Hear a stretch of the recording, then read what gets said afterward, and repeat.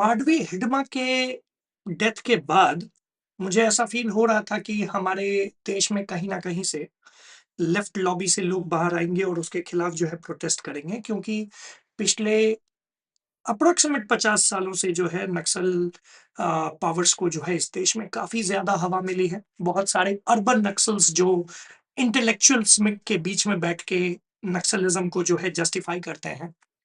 So I was thinking that this was coming. Delhi में 2-3 दिनों से इनफैक्ट 1 हफ्ते से ऊपर हो चुका है पॉल्यूशन को लेके जो है काफ़ी ज़्यादा प्रोटेस्ट हो रहे हैं दिल्ली के अलग-अलग पार्ट्स में।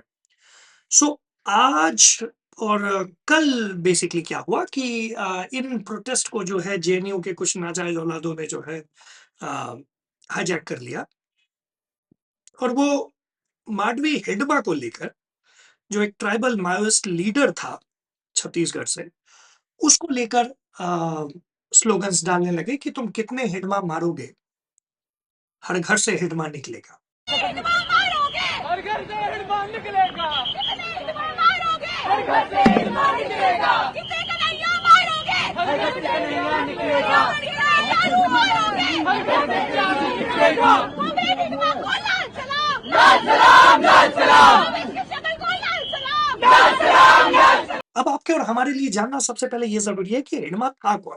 जिसको हाल ही में कुत्ते की तरह हमारे जवान्स ने मार गिराया है। जो हमारी ड्राइव चल रही है, उस ड्राइव के थ्रू नक्सल्स जो है now they are limited to just 11 districts of India and we are closing in March 2026 जो है हमारा बेसिकली फोकस है कि पूरी तरीके से भारत जो है कम से कम आर्म्ड नक्सल्स से फ्री हो जाएगा। सो आर्म्ड नक्सल से फ्री हो जाएगा बट हमारे बीच में जो है अर्बन नक्सल्स का एक बहुत अच्छा नंबर हमारे इंटेलिजेंसिया में, हमारे सिविल ग्रुप्स में और हमारे इंटेलेक्चुअल्स के बीच बैठ चुके हैं, इसमें कोई डाउट नहीं है। But then they will be pushing their agendas and they have been pushing this agenda from last 50 years now. पिछले 50 सालों से ये हमारे एकेडमिया में बैठकर जेएनयू जैसे जगह को पूरी तरीके से अपने कब्जे में कर बच्चों का माइंड वॉश किया है, जिसकी एक नाजायज़ औलाद अभी हमें कांग्रेस में कन्हैया कुमार के रूप में देखने को मिल रही है। भी लोग थे जिसके खिलाफ हमारे पास सीधा-सीधा सबूत था और वो जेल में सड़ रहे हैं, जैसे कि शरजील इमाम हो गया और 1-2 और लोग थे, अब I don't remember, Anirban Bhattacharya हो गया और एक और था, I am forgetting his name. So खैर ठीक है, these guys are not even worth remembering their name but still. अब वापस आते हैं माडवी हिडवा पे। ये हिडमा कौन था, ये आपको समझना बहुत ज़्यादा ज़रूरी है। ये दंडकरण या स्पेशल ज़ोन कमिटी में और फिर उसके बाद सीपीआई माओइस्ट सेंट्रल कमिटी में मेंबर रहा है। इसको एक निकनेम मिला था, घोस्ट ऑफ बस्तर। और क्यों मिला था नाम, मैं अब आपको ये बताता हूँ। बेसिकली इसके नाम पर कम से कम 4-5 ऐसे अटैक्स हैं जिसमें मेजर फैटेलिटीज़ हुई हैं। 2010 में हमारे स्कूल के टाइम में मुझे अभी भी याद है दंतेवाड़ा में एक अटैक हुआ था जिसमें हमारे 76 सीआरपीएफ पर्सोनल्स मारे गए थे। 76। पुलवामा में भी अप्रोक्सीमेटली यही नंबर था और उसके बाद जो हमने पाकिस्तान का किया वो आपको बहुत अच्छे से याद होगा। लेकिन 2010 में जब हमारे ही लोग हमारे ही सीआरपीएफ जवान को मारते हैं तो हम चुपचाप बैठे रहे। आप समझ सकते हैं कि तब की सरकार और अब की सरकार में कितना फ़र्क है और वो फ़र्क क्यों ज़रूरी है, ये भी आप समझ रहे होंगे। 2013 में फिर झेराम वैली मैसकर हुआ जिसमें 27 लोग मारे गए। उन 27 लोगों में 2 सीनियर कांग्रेस के मेंबर्स थे जो कि स्टेट कांग्रेस लीडर महेंद्र कर्मा और नंद कुमार पटेल थे। कांग्रेस की सरकार थी फिर भी कुछ नहीं किया गया। नक्सल्स फ्लरिश करते रहे। 2017 में सुकमा बुरकापाल में दोबारा अटैक हुआ, 25 लोग मारे गए और बताया जा रहा है कि ये इससे भी बड़ा अटैक होने वाला था लेकिन किसी ग्लिच के कारण जो है ये सिर्फ और सिर्फ 25 लोग मार पाए। 2021 में सुकमा और बीजापुर एनकाउंटर में भी हमारे 22 सिक्योरिटी पर्सनल मारे गए। अब आप अंदाजा लगाइए कि हमारे पास 2014 तक कैसी सरकार थी कि हमारे जवानों को मारा जा रहा था और हम कुछ नहीं कर पा रहे थे। भारत सरकार कुछ नहीं कर पा रही थी। It was Manmohan Singh government.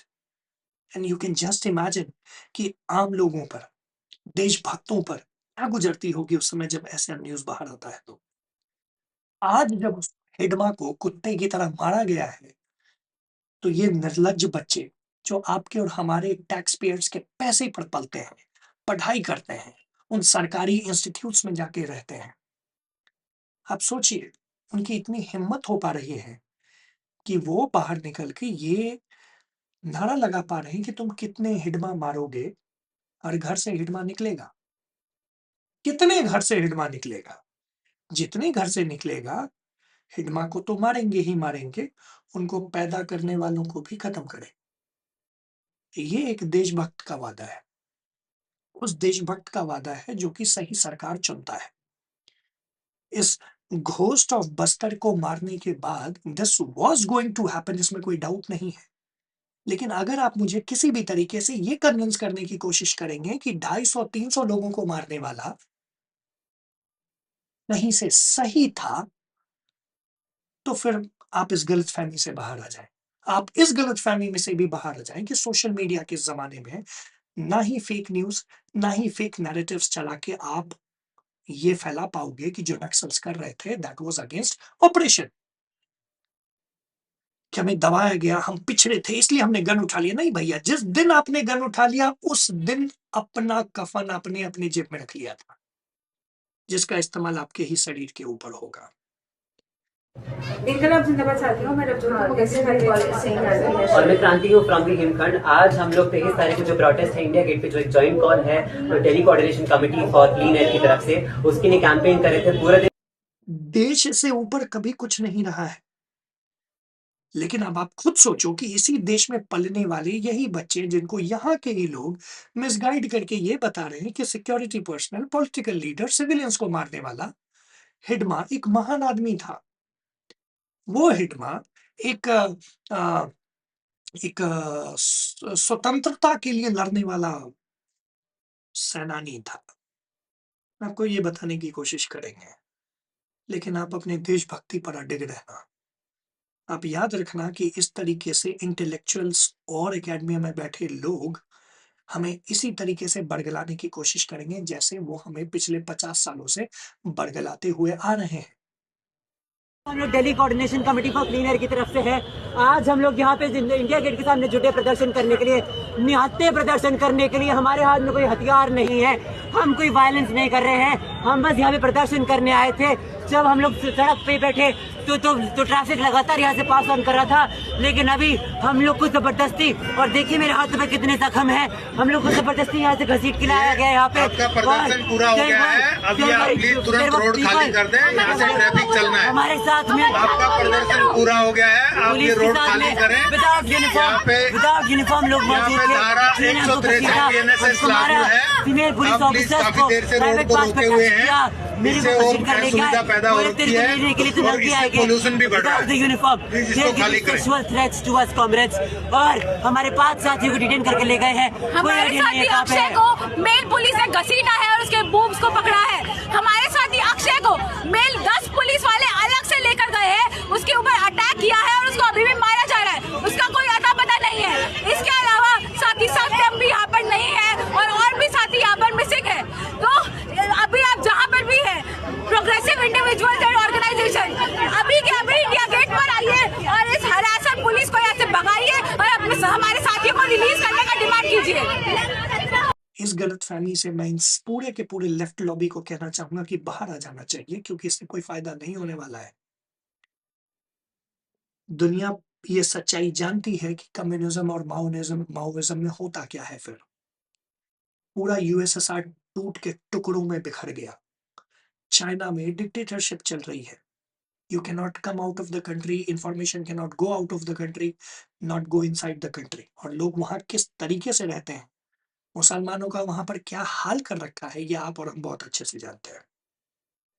तो यहाँ पर हमें और आपको समझना पड़ेगा कि देश के लिए क्या बेटर है।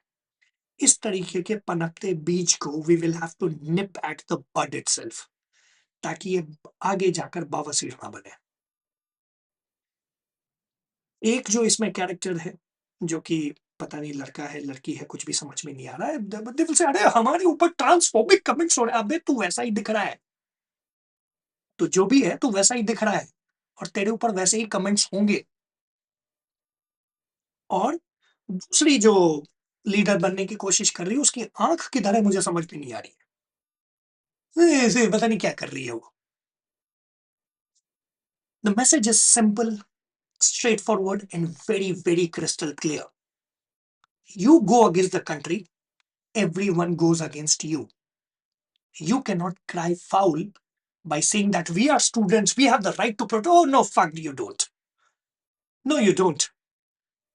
The minute you go against the country, every right ceases to exist then and there itself.